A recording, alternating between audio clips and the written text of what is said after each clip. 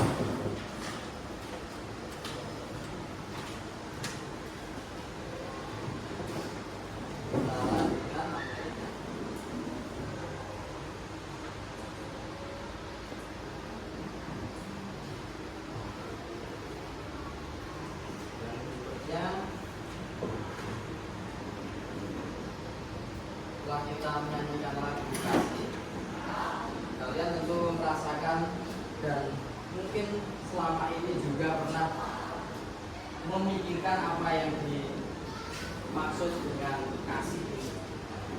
Untuk memperdalamnya sebagai langkah awal supaya kalian lebih mengetahui apa yang dimaksud dengan kasih, ini ada beberapa pertanyaan yang bisa kalian jawab sebagai pertanyaan tematik. Yang pertama,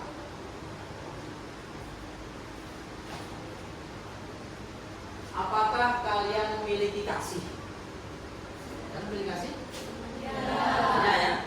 Nah, apakah itu budaya kasih? Ada yang tahu? Budaya kasih itu apa? Oh, silakan.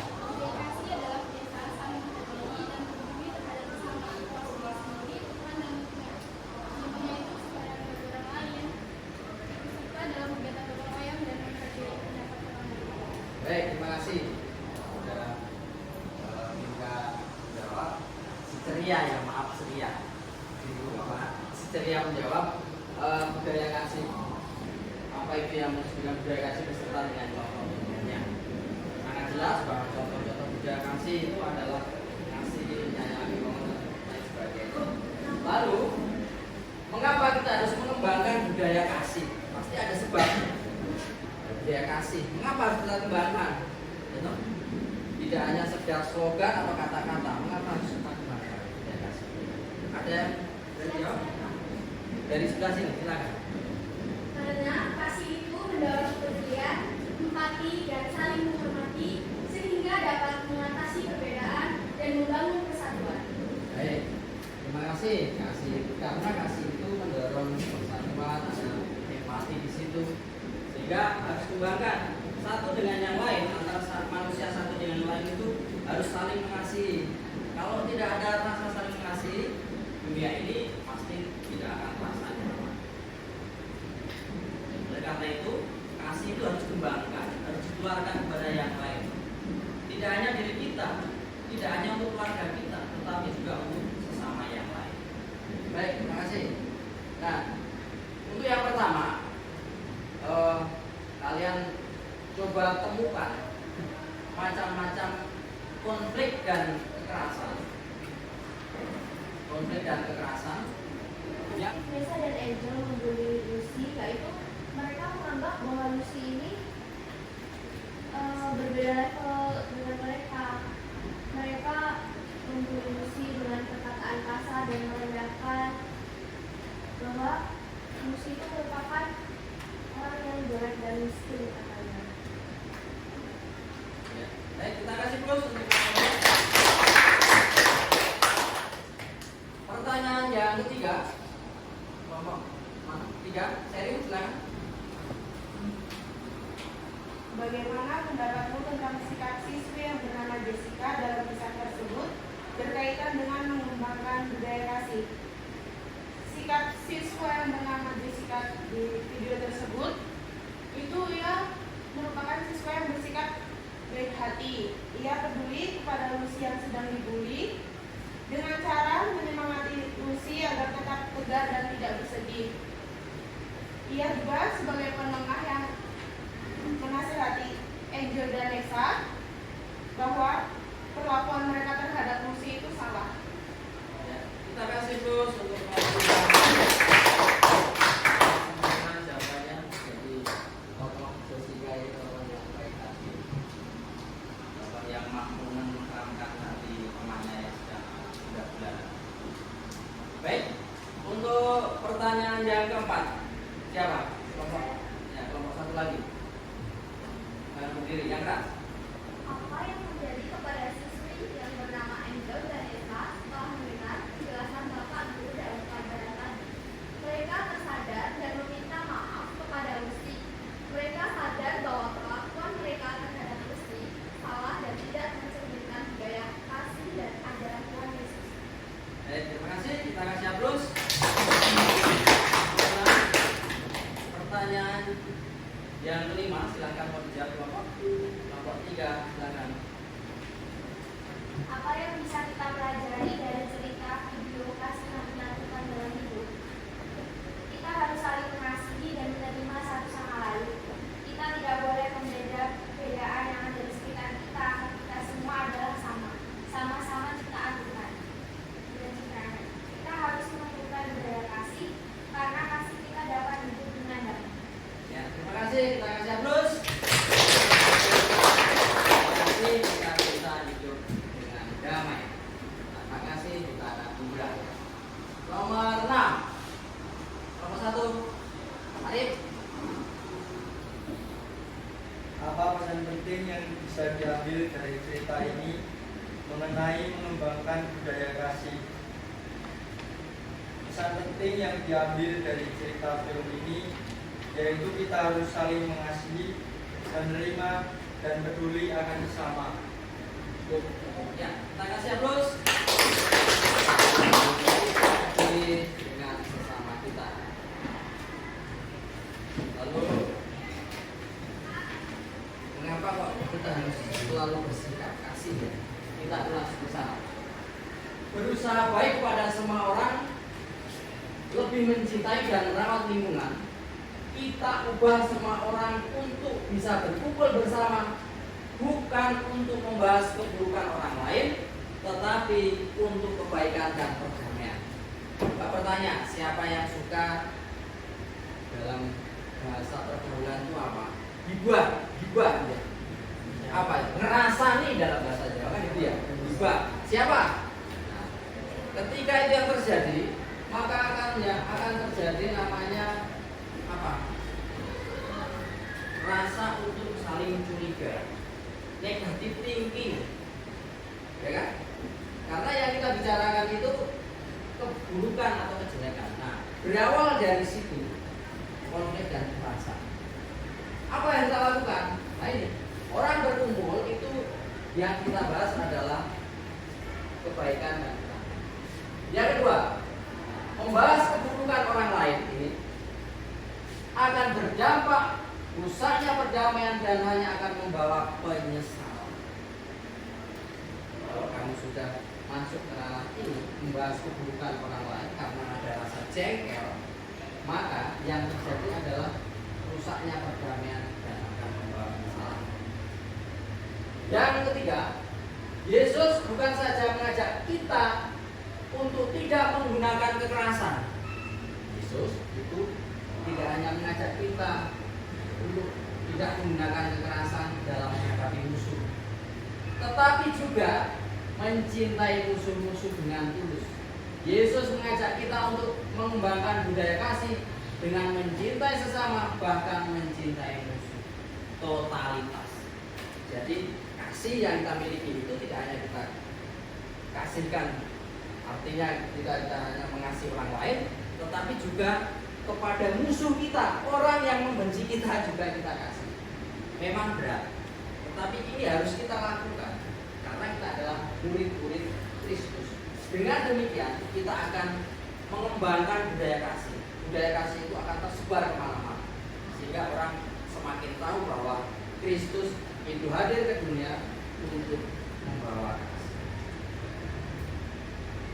Pesan Yesus untuk kita memang sangat radikal dan bertolak belakang dengan kebiasaan kebudayaan. Kalau di kitab suci itu ada ya, mata ganti mata, gigi ganti gigi. Ini sedang berlaku di kitab suci itu ada. Kasih Kristiani tidak terbatas lingkungan. Kasihmu itu tidak hanya terbatas lingkungan ya. Misalnya keluarga, hubungan darah, kemudian kekerabatan, suku, tidak terbatas pada hubungan daerah, ideologi, agama. Kasih Kristiani menjangkau semua orang sampai kepada musuh-musuh kita. Kasih itu universal. Contohnya begini. Dasar kasih Kristiani adalah keyakinan dan kepercayaan bahwa semua orang adalah putra dan putri Allah. Tanpa kecuali, semua orang itu putra dan putri Allah, anak-anak Allah. Ini yang sama dari Allah Bapa kita yang ada di surga. Dengan menghayati cinta yang demikian, cinta Bapa di surga memberi terang matahari misalnya, curah hujan misalnya, kepada siapa? Tidak hanya kepada kalian yang baik, tetapi juga kepada orang yang jahat atau musuh-musuh kalian. Jadi Tuhan itu kasihnya itu tidak membedakan. Nah, maka kasih kita juga harus seperti itu, kasih yang universal. Lebih lagi kita juga mengasihi musuh-musuh. Mengembangkan budaya kasih untuk melawan budaya kekerasan. Jadi ada PS dilawan ya. Ini budaya kekerasan harus dilawan dengan budaya kasih. Jangan lagi kekerasan dilawan dengan budaya kekerasan. Jadinya ini mata ganti mata, gigi ganti. Maka kehancuran ya.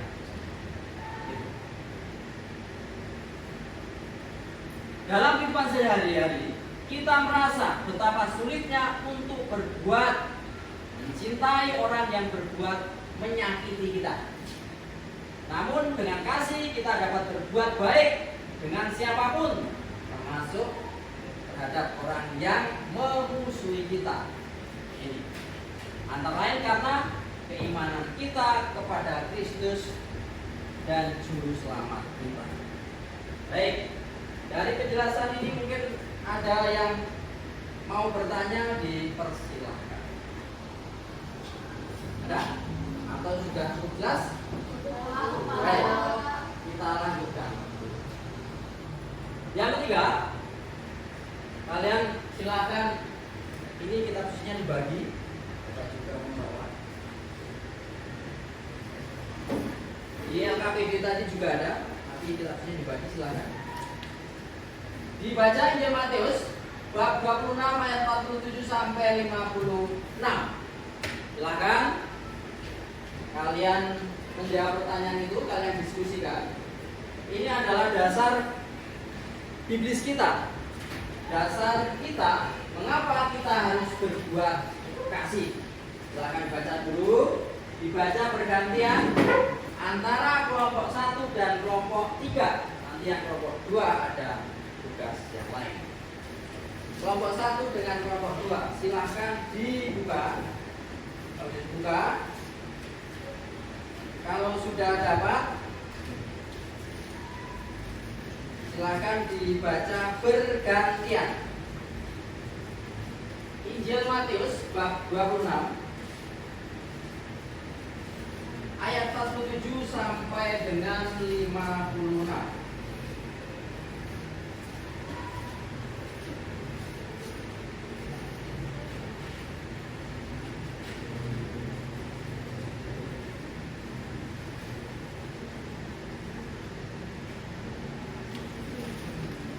Berikutnya apa? Yesus ditangkap. Baik, silakan dibaca dari kelompok 1. Marilah kita bersama-sama mendengarkan Injil Tuhan kita Yesus Kristus menurut Santo Matius. Silakan. Waktu Yesus masih berbicara, datanglah Yudas, salah seorang dari ke-12 murid, dan bersama-sama dia serombongan besar orang yang membawa pedang dan peluru, disuruh oleh imam-imam kepala dan tua-tua bangsa Yahudi. Orang yang menyerahkan dia telah memberikan tanda ini kepada mereka. Orang yang akan mencium itulah dia, tampaklah dia. Dan segera dia mendapatkan Yesus dan berkata, "Salam Rabbi." Lalu Memikirkan itu. Nah, sebagai langkah pendalaman dari film tadi, ada 6 soal yang bisa kalian jawab. Bapak akan membagikan LKPD. Nanti silakan kalian jawab. LKPD ini ada 2. Yang pertama LKPD berkaitan dengan film yang sudah kalian tonton. Lalu nanti yang kedua ada LKPD berkaitan dengan bagaimana kita sebagai anak Katolik meneladani dari Yesus Kristus. Jadi ada dasar imannya, mengapa kita harus mengembangkan budaya kasih dalam peristiwa itu. Silakan kalian tulis dalam kelompok, didiskusikan supaya apa yang menjadi pertanyaan dari pendalaman ini terjawab berkaitan dengan apa yang sudah kalian tonton. Kasih yang menyatukan, kasih yang menyatukan. Bisa kalian ingat-ingat kembali atau tulisan yang kalian coret-coretkan tadi kamu bukukan di kertas yang Bapak bagikan. Silakan kalian berdiskusi. Mungkin sampai dengan 5 atau 10 menit sudah langsung sampaikan. Sama-sama mendengarkan Injil Tuhan kita Yesus Kristus menurut Santo Matius. dimuliakanlah Tuhan. Waktu Yesus masih berbicara, Datanglah Yudas, salah seorang dari ke-12 murid itu, dan bersama-sama dia serombongan besar orang yang membawa pedang dan batu, disuruh oleh imam-imam kepala dan tua-tua bangsa Yahudi. Orang yang memberitahukan tanda ini kepada mereka. Orang yang akan kucium, itulah dia. Tangkaplah dia. Dan segera ia maju mendekatkan Yesus dan berkata, "Salam Rabi," lalu mencium dia. Tetapi Yesus berkata kepadanya, "Hai teman, untuk itukah engkau datang?" Maka majulah mereka memegang Yesus dan menangkapnya.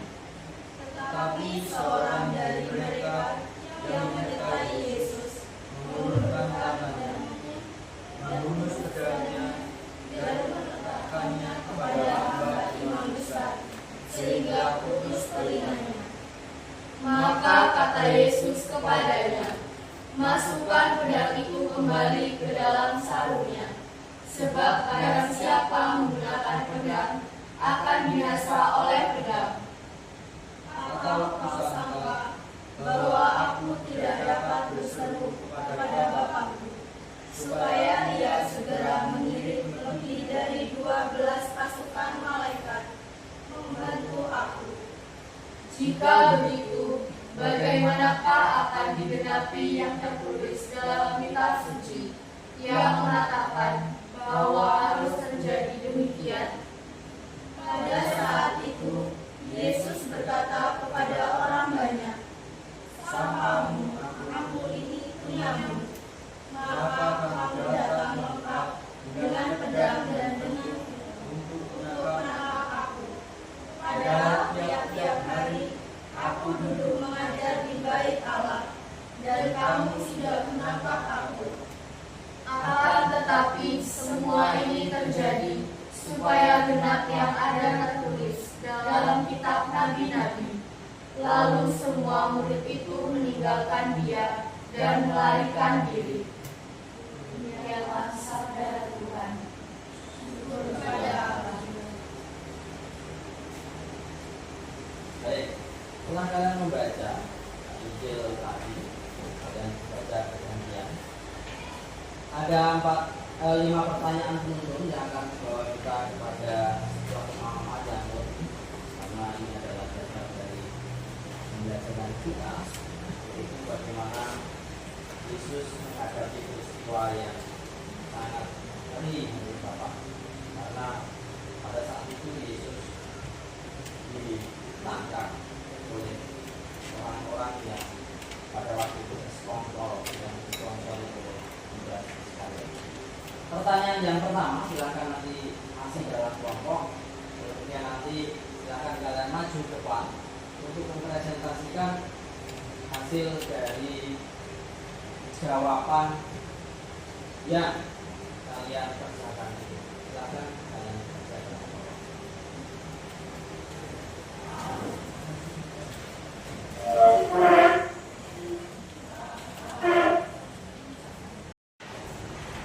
Silakan kalian buka Injil Matius bab 26 ayat 47 sampai dengan 56. Kelompok 1 dengan kelompok 2 silakan dibaca bergantian. Satu kelompok bareng-bareng, kelompok 3 tidak. Nanti ada tugas tersendiri. Dimulai dari kelompok 1. Marilah kita bersama-sama mendengarkan Injil Tuhan kita Yesus Kristus menurut Santo Matius. Dimuliakanlah Tuhan. Waktu Yesus masih berbicara, Datanglah Yudas, salah seorang dari ke-12 murid itu, dan bersama-sama dia serombongan besar orang yang membawa pedang dan gunting, disuruh oleh imam-imam kepala dan tua-tua bangsa Yahudi. Orang yang menyerahkan dia telah memberitahukan tanda ini kepada mereka. Orang yang akan kucium, itulah dia. Tangkaplah dia. Dan segera ia maju mendekatkan Yesus dan berkata, "Salam Rabi," lalu mencium dia. Tetapi Yesus berkata kepadanya, "Hai teman, untuk itukah engkau datang?" Maka majulah mereka memegang Yesus dan menangkapnya. Tetapi seorang dari mereka yang menyertai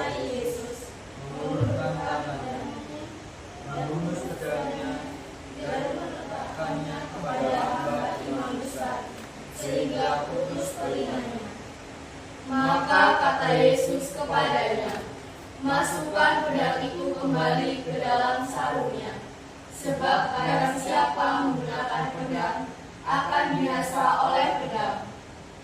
Atau kau sangka bahwa aku tidak dapat berseru kepada Bapakku, supaya Ia segera mengirim lebih dari 12 pasukan malaikat membantu aku?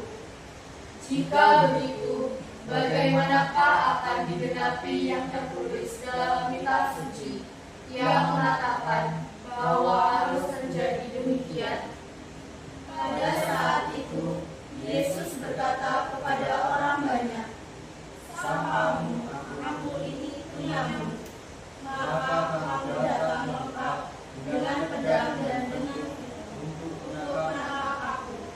Padahal tiap-tiap hari aku duduk mengajar di bait Allah, dan kamu tidak menangkap aku.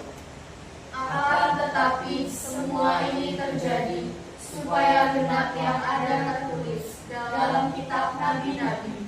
Lalu semua murid itu meninggalkan dia dan melarikan diri. Demikianlah sabda Tuhan. Syukur kepada Allah. Baik, setelah kalian membaca Injil tadi dan baca perjanjian, ada 5 pertanyaan penuntun yang akan membawa kita kepada sebuah pemahaman yang lebih, karena ini adalah dasar dari pembelajaran kita, yaitu bagaimana Yesus menghadapi peristiwa yang sangat ngeri menurut Bapak, karena pada saat itu Yesus ditangkap oleh orang-orang yang pada waktu itu bersekongkol dan dikontrol oleh Judas Iskariot. Pertanyaan yang pertama, silakan nanti masih dalam kelompok, kemudian nanti silakan kalian maju ke depan untuk mempresentasikan hasil dari jawaban yang kalian kerjakan. Silakan.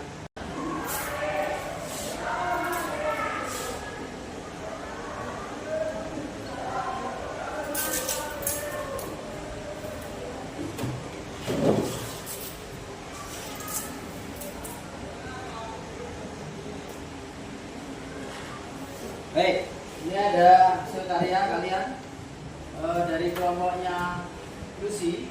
Ini doa, kelompoknya Jessica ini puisi, kemudian dari kelompoknya Kesia ini doa ya, doa dan gambar. Baik, kasih. Dari 3 kelompok ini, kelompok 2 silahkan dibaca. Nanti yang doa ini untuk doa penutup. Kemudian kelompok 3 ini kelompok Jesse silahkan nanti dibaca. Kemudian kelompoknya Kesia silahkan nanti dijelaskan. Ini aja.